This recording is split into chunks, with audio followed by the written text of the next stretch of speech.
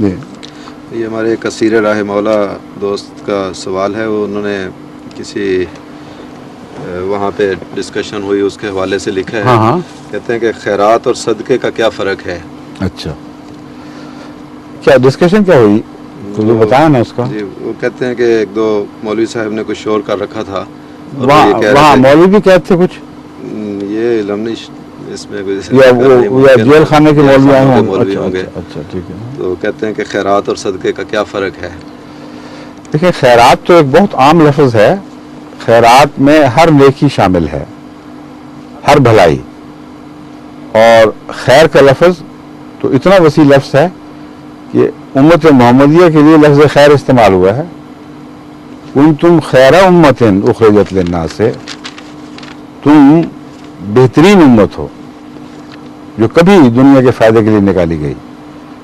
بس خیر کا لفظ بالکل عام لفظ ہے، اور خیر کے تعلق میں خیرات کا معنی ہے ایسی نیکیاں، ایسی بھلائیاں جو خواہ لفظی ہوں، خواہ عملاً مدد کی صورت میں ہوں، خواہ وہ مال دولت یا روٹی کپڑے وغیرہ کی صورت میں کسی کو دی جائیں، وہ ساری خیرات میں آتی ہیں.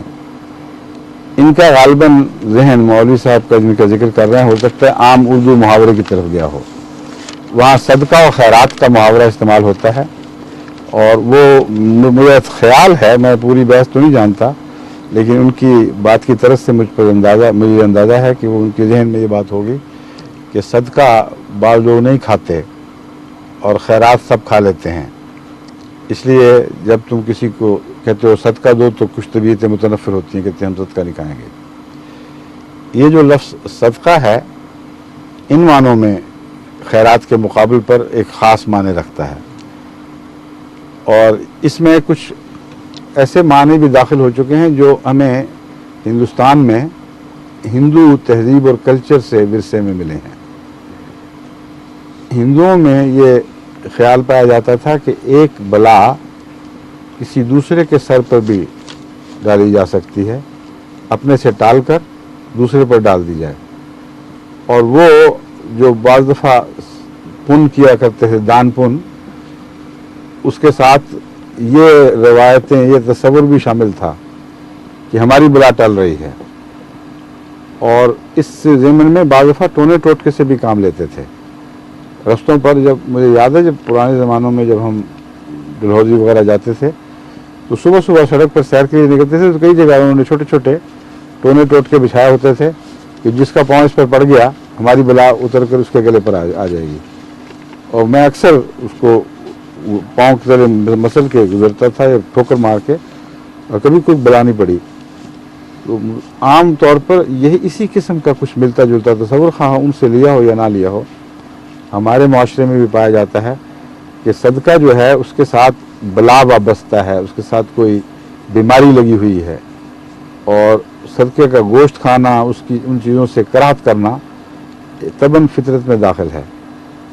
جب کسی کی خدا کی خاطر آپ بکرا ذبح کر کے غربا کو دیں تو کئی پوچھتے ہیں کہ عام ہے خیرات یا صدقہ ہے؟ صدقہ کو نام بابا، صدقہ نہیں ہم کھائیں گے. اس قسم کا خوف وابستہ ہے. صدقے میں یہ جو ایک ایسا عنصر شامل ہو گیا ہے جس کا دراصل تعلق خالصتاً حضرت اقدس محمد مصطفیٰ صلی اللہ علیہ وآلہ وسلم اور آپ کے اہل بیت سے تھا. جو صدقات دیے جاتے تھے غریبوں میں تقسیم کرنے کے لیے، انذار کے پیش نظر، بلا ٹالنے کے لیے خیرات کی تلقین تھی، اس میں حضرت صلی اللہ علیہ وآلہ وسلم اور آپ کے اہل بیت کو صدقہ استعمال کرنا ممنوع فرما دیا گیا. اس میں آپ کی حرمت ہے، صدقے کی خرابی پیش نظر نہیں ہے. حضور صلی اللہ علیہ وآلہ وسلم اور اہل بیت کی حرمت ان معنوں میں کہ حضور کا تو سب دنیا پر احسان ہے، بس ایسا کوئی مال جس میں احسان کرنے کا معنی پایا جاتا ہو، کہ گویا کہ ایک مجبور کو، معذور کو، جس کے پاس کچھ نہ ہو اس کو دیا جا رہا ہے، اس سے حضرت اقدس محمد رسول اللہ اور آپ کے اہل بیت مبرہ ہیں، اس سے بالا شان رکھتے ہیں. ان معنوں میں میں سمجھتا ہوں کہ وہ صدقہ آپ پر منع فرمایا گیا. लेकिन सदक़े वाली चीज़ के साथ बरह रास्त कोई ऐब वाबस्ता नहीं फरमाया गया, ये बिल्कुल गलत ख्याल है। वो वैसी चीज़ है जैसे खैरात की कोई चीज़ हो, उसके साथ कोई बला नहीं लगी हुई, कोई नहुसत नहीं चिमटी हुई। उसका सबसे बड़ा सबूत ये है कि एक दफ़ा हज़रत अक़दस मोहम्मद मुस्तफ़ा सल्लल्लाहु अलैहि वसल्लम हज़रत आयशा रज़ी अल्लाह तआला अन्हा के यहाँ तशरीफ़ लाए तो हंडिया में कुछ गोश्त उबल रहा था। आपने पूछा ये क्या है, तो हज़रत आयशा ने अर्ज़ किया कि ये बरिया लौंडी जो थी है हमारी, बरीरा, क्या बरीरा, बरीरा, बरीरा, हाँ बरिया नहीं, बरीरा, ठीक है, बरीरा नाम था, मैं ज़हन से निकल गया, बरिया मैंने कह दिया।